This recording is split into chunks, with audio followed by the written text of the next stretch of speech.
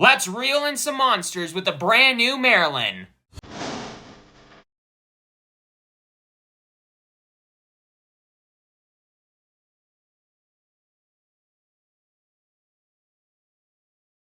Hello and welcome to the table, and today I'm back with another deck tech video for Flesh and Blood, this time talking about Marlynn Treasure Hunter. This deck is absolutely insane, does a ton of different things, can go super big, and harpoons. You're going treasure hunting and throwing a massive harpoon at your opponent. What else do you want to do? But Marlynn here, as an action, you can exhaust her, destroy a gold you control to create a goldfin harpoon in your hand, and whenever you draw a card during your action phase, you get to load an arrow into your arsenal.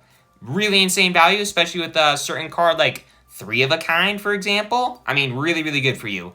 But in the equipment suite and the weapons in your quiver, you got Hammerhead Harpoon Cannon, which just allows you to get a ton of more value off of your harpoons, deal a ton of more damage with them, give them overpower, or just make your regular old arrow attacks really big by giving them a +4 power buff, which is really good for you. Or you just need to load some stuff into your arsenal. You got Quiver of Rustling Leaves, just allowing you to get a little peek at the top. If it's an arrow, which likely going to be, you just set it up into the arsenal and destroy a quiver. That's really good for you. You got some equipment that just allows you to get a ton of value. You got the Buccaneer's Bounty to get some extra resources, the Bullseye Bracers to load some stuff into the arsenal, the Honing Hood to allow you to load if you really need to, like the Bullseye Bracers, and then Sea Lace Sauron, if you need to get some go again, get some go again with the Sea Lace Sauron. Really, really good for you. Then continuing down the line, there's just a ton of ways to just play big attacks, play some big harpoons, and load them and buff them to the moon. So let's get into all the ways to buff those arrows. Calling the big guns, just a really good way to both buff and load. Really good for you. You got Return Fire, a way to block and load something into the arsenal, give it a power buff for your next turn, just allow you to get some really good aggression and some really good damage potentially on your opponent. You got Take Aim that also gives buffs and reloads, really good for you, and it's face down so that you can get some value off of the Sea Lace Sauron, give it some go again if you really need to. 3 of a Kind doesn't really load, but Marlynn here says actually it does, because drawing a card allows you to put an arrow into your arsenal face up. So 3 of a Kind, really good for you. It draws you a ton of cards, and it allows you to load if you really need to. Really, really good for you. You got Big Trophy Shot to buff, and if it's a harpoon, give it a sweet on hit, drawing you and discarding you a card, which again, works great with Marlynn, allows you to load, good for you. You got Gold the Tip, which gives a buff, and you got Poison the Tips, which gives a great nasty on hit and reloads itself. Really good for you. It doesn't really buff, but I mean, it's kind of it buffs your stuff by giving it a powerful on hit, is the way that I generally look at it. Then getting into the blues, there isn't any ways to really buff. I mean, there is some non-attacks that are really good, like Portside Exchange to draw you a card, get some gold, get some value there. There's Sunken Treasure, which can get you some gold. There's some Tip the Bar Keeps, which can give your stuff some go again. But there isn't really a ton of the blue outside of a ton of attacks. But speaking of which, let's get into the attacks.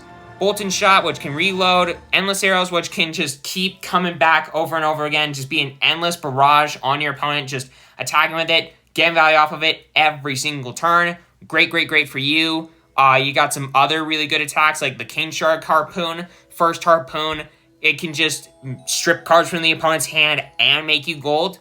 I mean, what else do you want in a 2-for-6 that can get overpower thanks to the Hammerhead? I mean, it's an absolutely insane card. Then continuing down the line, you got some other harpoons like Bluefin Harpoon, Redfin Harpoon.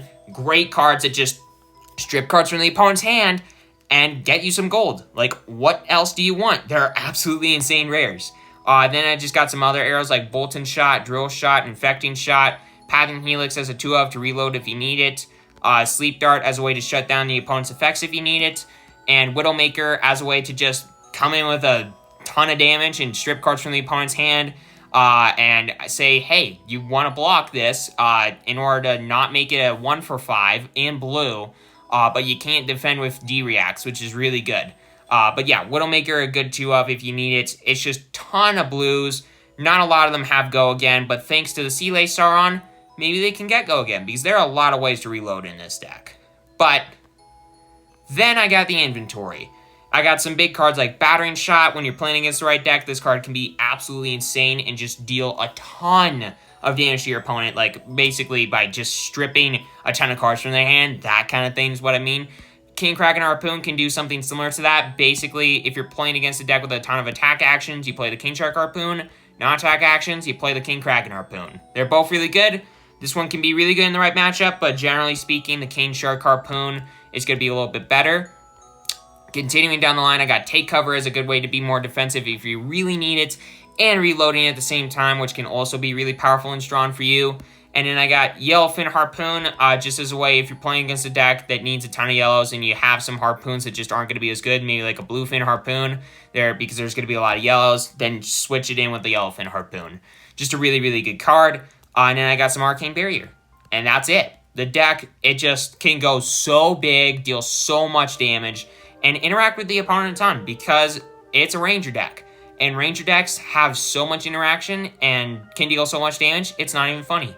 But for all that aside, hope that you enjoyed this video. Make sure you hit that subscribe button, hit that like button. It's completely free, your own credits. Have a great rest of your day, everybody. Enjoy.